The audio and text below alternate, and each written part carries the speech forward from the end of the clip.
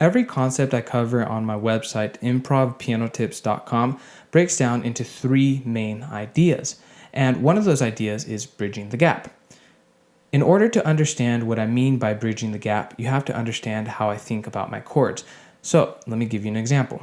If I were to play an F chord and an A minor chord, I would think about my F chord as my starting point and then my A minor as my destination.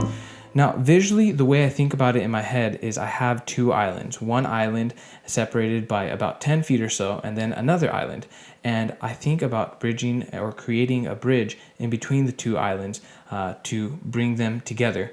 And so if you were to do that in chords, the way that would go is something along the lines of this. You'll have your F chord, and then to bridge the gap, you would create a chord in between the 2 chords that you already have. So here's my 2 chords. So create a chord in between that leads your ear to your destination. So if I were to hit this chord and go here, that sounds complete. It sounds like it's correct, like that's the way it should go. And what I mean by that's the way it should go is, listen to this. If I played it like this, does that sound right? Not at all. So what the bridge will do is it'll close the gap in between your 2 islands or your 2 chords, and it'll also lead your ear to the destination. So let me give you a few more examples of this. Okay, so that's the bridge right here.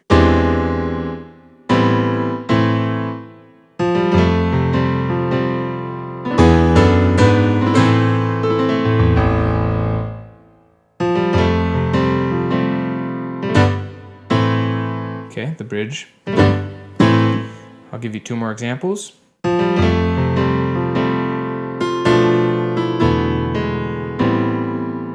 And the last one.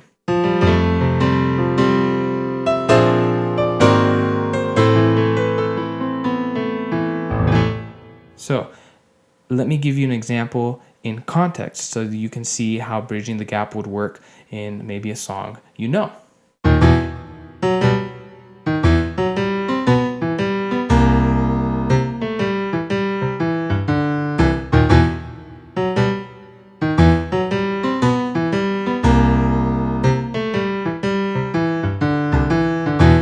So I'm going to bridge the gap in between my 2 chords. My first chord is an E minor chord. That's an E minor to a C. So it's very similar to the example I gave earlier with the F and the A minor. It's 2 chords, and so what I'll do is I'll add a 3rd chord to bridge the gap. Listen to this.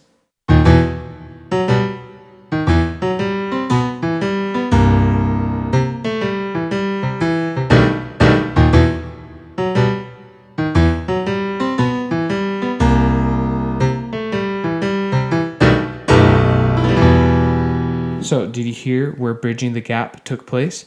It gives more dynamic to your music. It makes your music come alive. The first time I played through the piece, it sounded fine, right? Well, the second time it had more an edge to it. It just had more oomph to it. So that's what I'll teach you on my website. If you want to learn how to bridge the gap, visit my website. I have plenty of tutorials there that are very helpful.